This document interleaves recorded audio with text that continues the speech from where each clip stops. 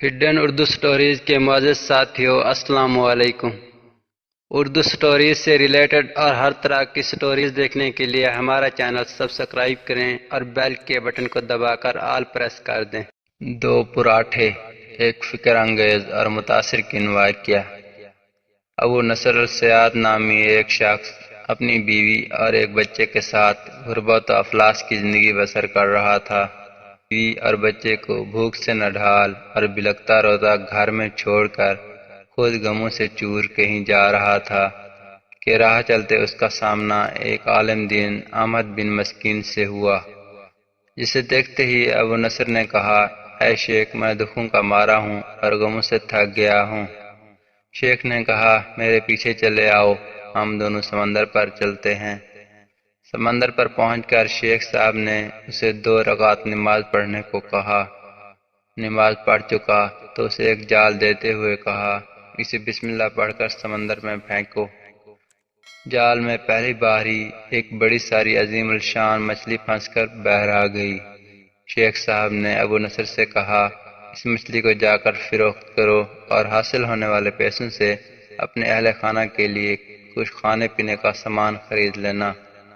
ابو نصر نے شہر جا کر مچھلی فروخت کی، حاصل ہونے والے پیسوں سے ایک قیمے والا اور ایک میٹھا پراٹھا خریدا اور سیدھا شیخ احمد بن مسکین کے پاس گیا اور اسے کہا کہ حضرت، ان پراٹھوں میں سے کچھ لینا قبول کیجیے۔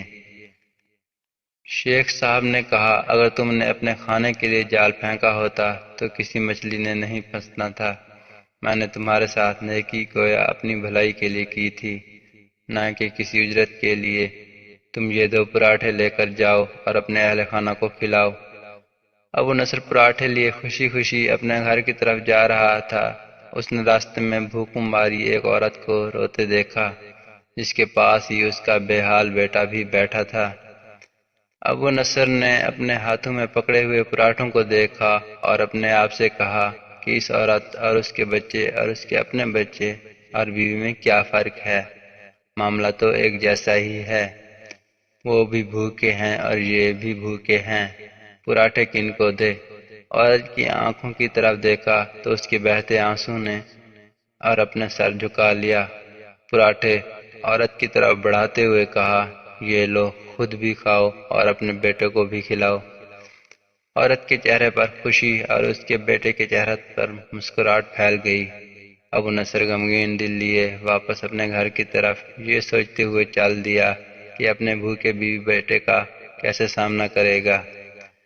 گھر جاتے ہوئے راستے میں اس نے ایک منادی والا دیکھا جو کہہ رہا تھا، ہے کوئی جو اسے ابو نصر سے ملا دے؟ لوگوں نے منادی والے سے کہا، یہ دیکھو تو، یہی تو ہے ابو نصر۔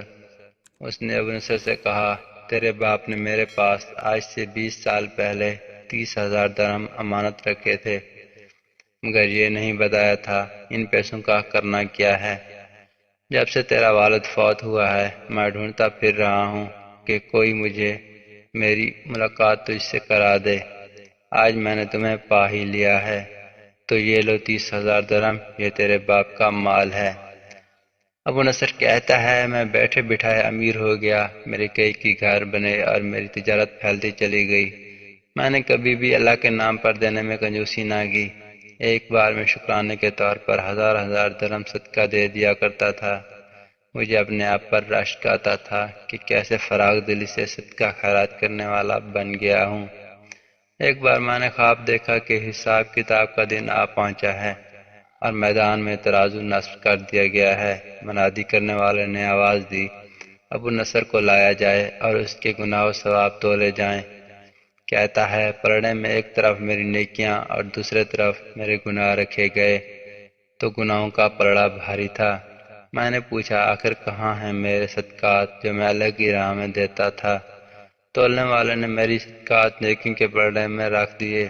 ہر 1000 درہم کے صدقے کے نیچے نفس کی شہوت، میری خود نمائی کی خواہش اور ریاکاری کا ملمہ چڑھا ہوا تھا، جس نے ان صدقات کو روئی سے بھی زیادہ ہلکا بنا دیا تھا۔ میرے گناہوں کا پلڑا ابھی بھی بھاری تھا۔ میں رو پڑا اور کہا، ہائے رے، میری نجات کیسے ہوگی؟ منادی والے نے میری بات کو سنا تو پھر پوچھا، ہے کوئی باقی؟ اس کا عمل تو لے آؤ۔ میں نے سنا ایک فرشتہ کہہ رہا تھا، ہاں اس کے دیے ہوئے 2 پراٹھے ہیں جو ابھی تک میدان میں نہیں رکھے گئے۔ وہ 2 پراٹھے ترازو پر رکھے گئے تو نیکیوں کا پلڑا اٹھا ضرور، مگر ابھی نہ تو برابر تھا اور نہ ہی زیادہ۔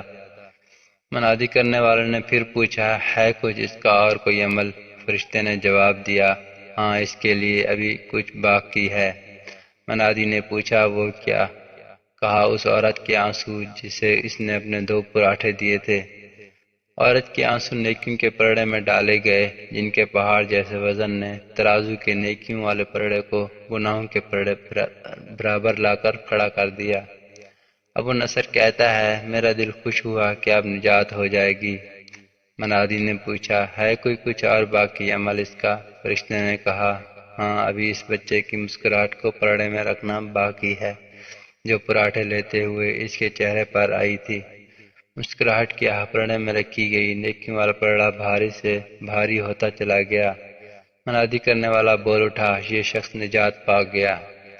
ابو نصر کہتا ہے، میری نیند سے آنکھ کھل گئی اور میں نے اپنے آپ سے کہا، اے ابو نصر، آج تجھے تیرے بڑے بڑے صدقوں نے نہیں بلکہ تجھے تیرے 2 روٹیوں نے بچا لیا۔ آخر میں ایک چھوٹی سی درخواست پڑھنے کے بعد اسے دوستوں تک ضرور پہنچا دیں تاکہ کوئی اور بھی فائدہ اٹھا سکے۔